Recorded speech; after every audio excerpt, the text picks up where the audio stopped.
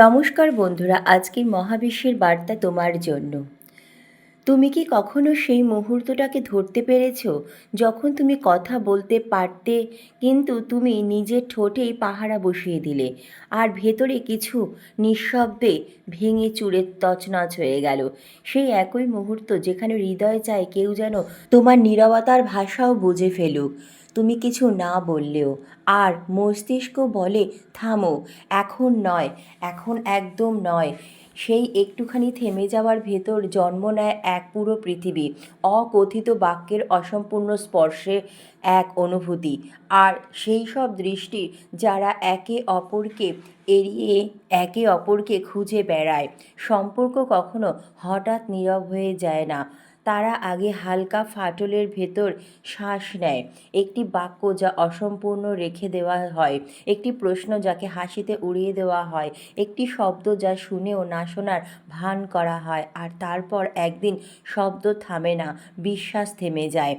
আর যখন বিশ্বাস থেমে যায় তখন বাতাসে এমন এক ঠান্ডা বাতাস ছড়িয়ে পড়ে যা দেখা যায় না কিন্তু অনুভব করা যায়। সেই ঠান্ডাই দুজন মানুষের মাঝে বসে পড়ে, যেন কোনো তৃতীয় নীরব অতিথি। তুমি ভাবো নীরবতা শুধু শব্দের অনুভূতি, কিন্তু সত্যি বলতে নীরবতা সেই জায়গা যেখানে দুইজনে নিজের ভেতরে পড়ে যাচ্ছিল। একদিকে কেউ নিজের অশ্রুর সঙ্গে কথা বলে, বালিশে মুখ লুকিয়ে নিজের প্রশ্নগুলোকে আলিঙ্গন করে। আমি কি কম পড়ে গেলাম? আমার প্রয়োজন কি ফুরিয়ে গেছে? তার রাতগুলো ঢেউয়ের মতো ওঠানামা করে, ব্যথা তার শরীরে জুড়ে দৌড়ায়, যেন প্রতিটি কোষ মনে রাখছে যে কেউ সম্পূর্ণ নিজের বলে মেনে নিয়েছিল।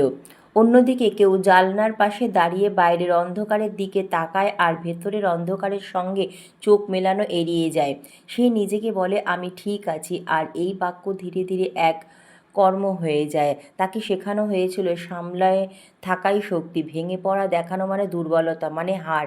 তাই সে নিজের প্রশ্নগুলোকে কাজের মধ্যে, শব্দের মধ্যে, অস্তিত্বের মধ্যে, ক্লান্তির মধ্যে ডুবিয়ে দেয়। কিন্তু যখন রাত খুব গভীর হয় তখন সেই প্রশ্নগুলোই তার বুকে পাথরের মতো চেপে বসে। আমি কি যথেষ্ট ছিলাম? আমি কি তাকে ধরে রাখতে পারিনি? দেখো, ব্যথার রং আলাদা হতে পারে, কিন্তু তার তাপমাত্রা দুজনেই একই প্রকার জ্বলে। একজনের যন্ত্রণা তীব্র, শিখা তাৎক্ষণিক দেখা যায়, তাৎক্ষণিক দগ্ধ করে, কিন্তু ধীরে ধীরে ছাই হয়ে হালকা হয়ে যায় অন্যজনের যন্ত্রণা অঙ্গার, বাইরে শান্ত, ভেতরে দাউ দাউ করে জ্বলে দীর্ঘ পথ পর্যন্ত। তুমি যদি বাইরে থেকে দেখো হয়তো মনে হবে একজনের বেশি হয়েছে, কিন্তু ভেতরের যাত্রায় তুলনায় কোনো দাঁড়িপাল্লা নেই। সেখানে প্রতিটি হৃদয় নিজের গভীরতায় ডুবে যায়। তারপর আসে এক সূক্ষ্ম স্থিরতা। এই গল্পটা কে বেশি ভাঙছে তা নিয়ে নয়, এই গল্পটা সেই ভুল প্রশ্ন নিয়ে যা আমরা বারে বারে করি। আমরা ব্যথাকে প্রতিযোগিতা বানিয়ে ফেলি, যেন অনুভূতিগুলো কোনো দৌড়ে অংশ নিচ্ছে, অথচ সত্যি হলো নীরবতা দুইজনকেই আলাদা আলাদাভাবে উন্মুক্ত করে দেয়। একজনের মনে হয় তার কণ্ঠের আর কোনো মূল্য নেই, অন্যজনকে ভয় গ্রাস করে যে তার দুর্বলতা প্রকাশ পেলে সে ছোট হয়ে যাবে। দুজনেই নিজের ভয়ে বন্দী হয়ে যায়। সমাজও এই বন্দিত্বকে শক্ত করে, কারো অশ্রুকে নাটক বলা হয় আর কারো নীরবতাকে পুরুষত্ব।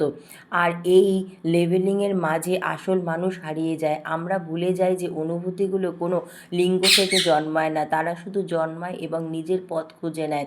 যখন তারা পথ পায় না তখন তারা ভেতরে প্রতিধ্বনিত হয়ে যায়, আর সেই প্রতিধ্বনি সম্পর্কে দেওয়ালে ধাক্কা খেয়ে আরও ভারী হয়ে ওঠে। কিন্তু একটু থামো, যদি নীরবতা সমস্যা না হয়, সংকেত হয়, যদি সে জানতে চায় যে ভেতরে এমন কিছু আছে যার শব্দের দরকার আছে, কিন্তু সাহসের দরকার আরও বেশি। কখনো কখনো একটি সম্পর্ক টিকে থাকে না এই কারণে যে মানুষ একে অপরকে ভালোবাসে না, বরং সে ভেঙে যায় কারণ তারা নিজেদের ব্যথাকে শত্রু ভেবে নেয়, বার্তা বাহক নয়। কল্পনা করো যদি সেই এক মুহূর্ত যখন তুমি চুপ থাকতে যাচ্ছিলে তুমি শুধু এতটুকুই বলে দিতে, আমারও ভয় লাগছে, অথবা আমি বুঝতে পারছি না, কিন্তু আমি দূরে যেতে চাই না। কত নীরবতায় জন্ম নেওয়া আগেই মারা যেত।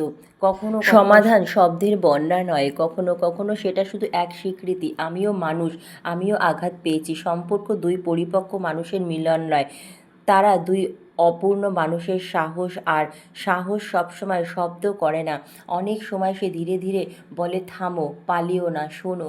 যখন কেউ সত্যিই শুনে ফেলে তখন নীরবতা ভাঙে না, বদলে যায়। সেটা ভয়ের জায়গা থেকে বিশ্বাসের নীরবতায় পরিণত হয়, যেখানে বলা বাধ্যতা নয়, বিকল্প হয়। তাই পরের বার যখন তোমার আর তোমার প্রিয় কারোর মধ্যে বাতাস একটু ভারী লাগে, নিজেকে একা জিজ্ঞাসা করো না কার বেশি কষ্ট হচ্ছে, জিজ্ঞাসা করো আমি কি সেই ব্যথাটা দেখতে পাচ্ছি যা দেখা যায় না। কারণ প্রায়ই সেই অদৃশ্য অংশটাই সম্পর্কের আসল স্পন্দন হয়।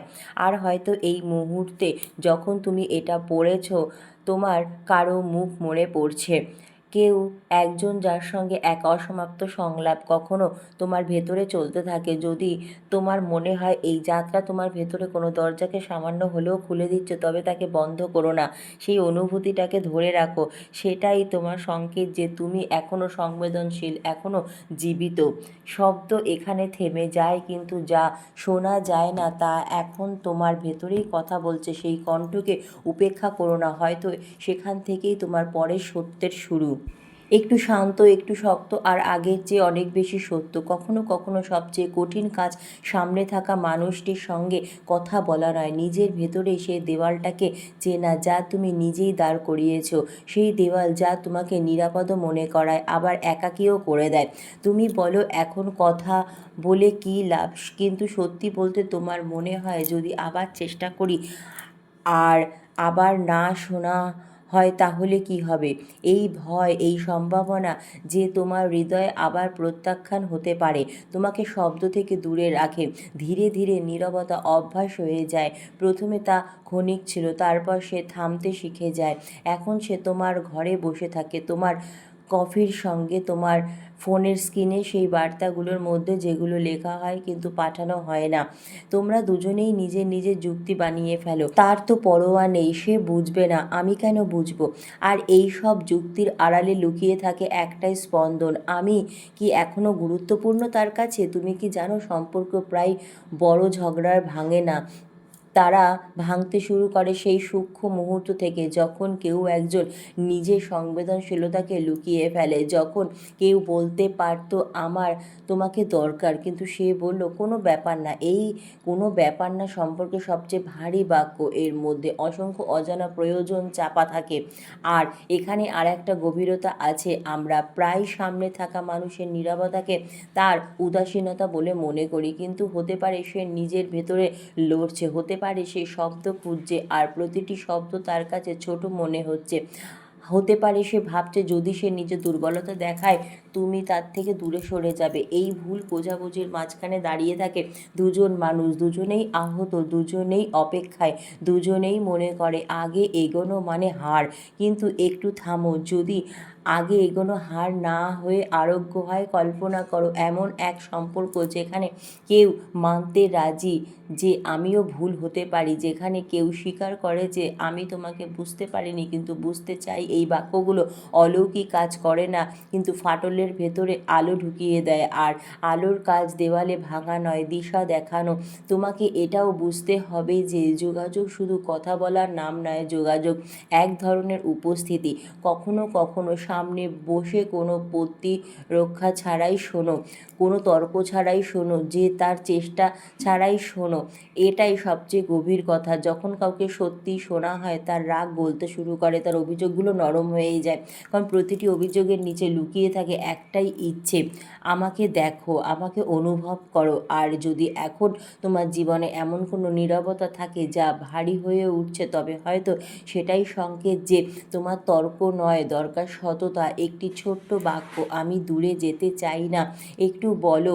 কখনো কখনো মাসের দূরত্ব ছোট করে দেয়। হতে পারে সামনে থাকা মানুষটি সঙ্গে সঙ্গে বদলাবে না, হতে পারে সব কিছু এক কথোপকথনেই ঠিক হয়ে যাবে না, কিন্তু তুমি তোমার অংশের সত্যটা রেখে দেখো, আর সেটাই খুব বড় বিষয়। কারণ যখন তুমি নিজের ভেতরের দেওয়াল ভেঙে ফেলো তখন তুমি শুধু সম্পর্ক বাঁচাও না, নিজেকেও বাঁচাও। হয়তো এটাই পরিপক্কতা, এটা বুঝে ভালোবাসায় যুক্ত থাকা জরুরি, আর যুক্ত থাকতে হলে প্রথমে তোমাকে নিজের ভয়ের সঙ্গে যুক্ত হতে হবে। এখন প্রশ্ন এটা নয় যে নীরবতা কাকে বেশি আঘাত করে? প্রশ্ন হলো, তুমি কি সেই নীরবতা থেকে বেরিয়ে আসার সাহস রাখো? তুমি কি তোমার হৃদয়ে সেই শব্দটা বুঝতে পারো যে তুমি সবচেয়ে বেশি লুকিয়েছ? যদি হ্যাঁ, তবে বুঝে নাও পরিবর্তন শুরু হয়ে গেছে। কারণ যেখানে সত্য বলার সাহস জন্মায় সেখানে সম্পর্ক মরে না, তারা নতুন রূপ নেয়। আর কখনো কখনো সেই নতুন রূপ আগের চেয়ে বেশি সত্য, বেশি শান্ত এবং বেশি গভীর হয়। ধন্যবাদ মহাবিশ্ব।